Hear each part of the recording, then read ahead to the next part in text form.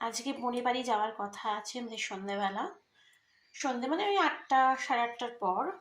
তো আজকে আমরা একটুখানি ওখানে পার্টি করব, তার জন্য আমি এখান থেকে চিকেনটাকে ম্যারিনেট করে রেখেছি। এই আস্ত একটা মুরগি, এটাকে আমি ম্যারিনেট করে রেখেছি। এটা গিয়ে ওখানে আমরা রোস্ট করব।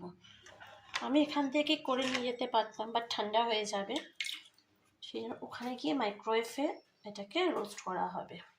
অর্থাৎ আমি এটাকে সব কিছু মশলা মাখিয়ে এটাকে মাখিয়ে রেখেছি। এর মধ্যে আছে আদা, রসুন, কাঁচা লঙ্কা, পেঁয়াজ, টমেটোর পেস্ট, আর এখানে দিয়েছি আমি তন্দুরি মশলা আর লঙ্কার গুঁড়ো, হলুদ, নুন, সামান্য চিনি, টক দই দিয়ে এটাকে ভালো করে মিক্সিতে পেস্ট করে নিয়ে এটাকে আমি ভালো করে মাখিয়ে, যত ভালো মাখাবে তত ভালো টেস্ট হবে।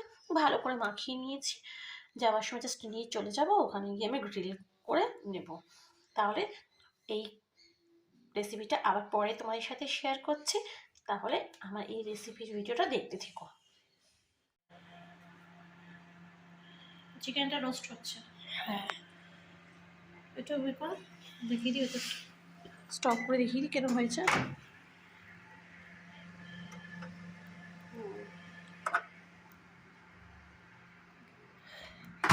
আর বাকি আছে 2 মিনিট, পুরো হয়ে গেলে দেখাবো কমপ্লিট হয়ে।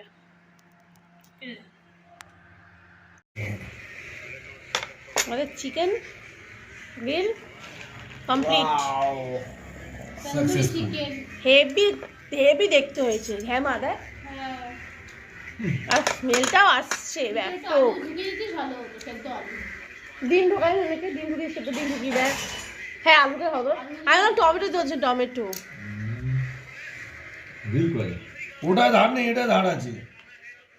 ওটা ধার নেই তো, ধার হলে মেশিন ধরো, ধরে নাও। ধারের মেশিন দিতে হয়, এতে ধার হয় না। এরকম করাবে, এরকম ওই আগুনটা আলাদা আগুন। পাপাই দেখবি হ্যাঁ হ্যাঁ হয়েছে, এরকমই থাকে। ও খাবে না? আর পাপা নেই, মোটা লোকটা নেই, একটা মোটা বালিশ দিতে হবে এদিকে। হ্যাঁ ঠিক আছে, এটা আবার বেশি খাওয়া যাবে না, আবার কদিন মনে থাকবে না। চিজ একটু চিকেন হবে কি না, হলে সেদ্ধ কাটা যেত না, বেশি কিছু খাবে না, সেদ্ধ হয়ে গেছে। সেদ্ধ আছে